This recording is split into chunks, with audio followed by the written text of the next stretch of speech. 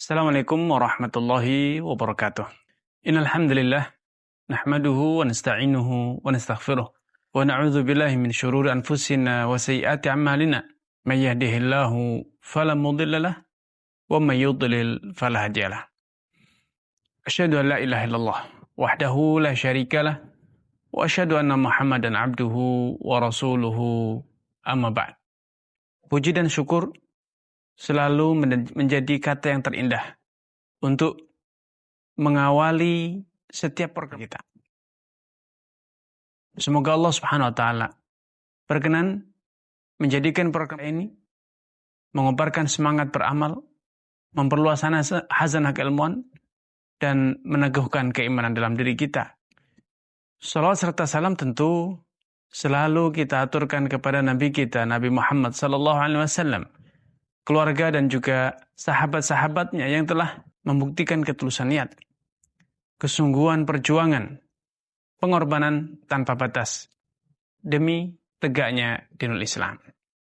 Kaum muslimin dimanapun Anda berada. Amman yujibul muttarra idza da'ah wa yakshifus su' wa ja'alakum khalafa'al ardi ilahum Allah. Adakah yang kuasa mengabulkan, menuruti, menjawab, merespon al-muttar, permintaan pertolongan, doa dan harapan orang-orang yang betul-betul telah terjepit. Wa yakshifus su', dan sehingga kemudian Allah SWT menyingkirkan kesusahan dan kesempitan yang sedang menghimpitnya. Ilahumma Allah, adakah ilah, adakah sesembahan yang layak untuk diibadahi selain Allah Subhanahu wa taala? Tentu tidak. Dalam hidup Anda, saya yakin Anda memiliki pengalaman pribadi, pengalaman spiritual dengan urusan doa, bahwa ternyata ketika bekal Anda telah habis, semua orang yang semula Anda harapkan pertolongan dan bantuannya ternyata telah cuci tangan dari Anda, tidak lagi sudi membela Anda. Ketika nalar Anda sudah tumpul, tidak lagi bisa menganalisa, mencari terobosan inovatif untuk bisa menyelesaikan masalah Anda. Ketika semua manusia mengatakan tidak lagi bisa, mereka sudah angkat tangan, tidak bisa untuk membantu Anda. Di saat itulah ketika Anda betul-betul membuka pintu hati Anda, kemudian Anda betul-betul mengetuk pintu Allah SWT, saat itulah Allah kabulkan doa Anda. Dikisahkan dalam banyak kisah orang-orang soleh, bahwa tatkala ia betul-betul telah dalam kondisi terjepit, obat telah habis, harta telah ludes untuk dia gunakan berobat. Semua tenaga medis sudah angkat tangan, mengatakan sudah pasrah saja. Hanya menghitung hari, menghitung menit atau detik, menghitung jam. Bahkan dengan yakinnya sebagian dokter mengatakan keluarga Anda ini persiapkan segala kebutuhan untuk mengurus kematiannya, jenazahnya. Sudah tidak ada harapan, hanya menghitung hari saja, menghitung jam saja katanya. Namun tatkala hal itu disadari oleh si penderita penyakit, dia divonis telah akan berakhir dari kehidupan ini. Saat itulah berkobar keimanannya, bahwa yang menentukan kehidupan kematian bukan tenaga medis, bahwa yang mau kuasa memberi kesembuhan bukan manusia, yang memberinya adalah Allah SWT. Maka saat itulah dia betul-betul menyerahkan dirinya kepada Allah SWT. Dia betul-betul bulatkan keyakinannya bahwa tidak ada yang sulit bagi Allah Subhanahu wa taala. Tidak ada yang sempit bagi Allah Subhanahu wa taala atau mustahil, tidak ada. Semuanya sangat bisa, sangat mudah bagi Allah Subhanahu wa taala. Innama amruhu idza arada syai'an an yaqula lahu kun fayakun. Sejatinya cara Allah, kalau Allah menghendaki sesuatu, maka Allah cukup berkata kun, maka terjadilah apa yang Allah kehendaki. Sebagai menutup paparan saya, dikisahkan bahwa di zaman Bani Israel ada seorang penjahat, pembunuh berdarah dingin. Dia telah membunuh 99 orang secara zalim.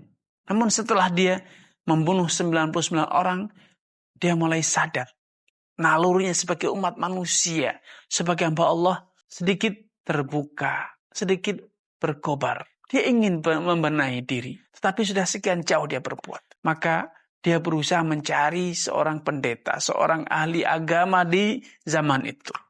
Bertanya, apakah pintu tobat masih terbuka untuknya? setelah aku membunuh 99 orang tanpa dosa, tanpa alasan yang dibenarkan? Maka si pendeta itu mengatakan, mana ada pintu tobat yang tersisa untukmu setelah engkau membunuh sekian banyak orang dengan tanpa salah? Maka orang tersebut kemudian menggenapkan kejahatannya dengan membunuh pendeta itu sebagai korban ke-100-nya. Kemudian dia datang lagi kepada seorang yang ahli agama. Bertanya, apakah pintu tobat bagiku sudah masih terbuka atau sudah tertutup setelah aku menggenapkan kejahatanku dengan membunuh 100 orang tanpa dosa?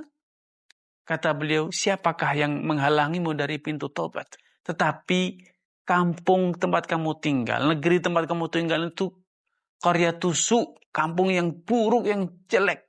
Kalau kamu ingin bertobat, pergilah ke kampung sebelah, kampung yang baik. Maka segera lelaki tersebut bertekad untuk mengetuk pintu taubat Allah Subhanahu wa taala. Dia berpindah, dia hijrah menuju ke kampung yang dikatakan tadi kampung baik. Di tengah jalan ternyata ajal menjemputnya. Subhanallah. Ketika ajal telah menjemput, malaikat pembawa rahmat dan malaikat azab berselisih. Kenapa? Karena orang ini berada di tengah antara dua kampung tersebut. Kampung yang jelek dengan kampung yang baik. Maka malaikat rahmat dan malaikat azab mengadu kepada Allah Subhanahu wa taala perihal orang tersebut. Apakah akan diazab karena dia belum sempurna tobatnya, atau dia akan diampuni karena ternyata dia sudah berusaha sekuat tenaga dia untuk bertobat dan meninggalkan kejelekan.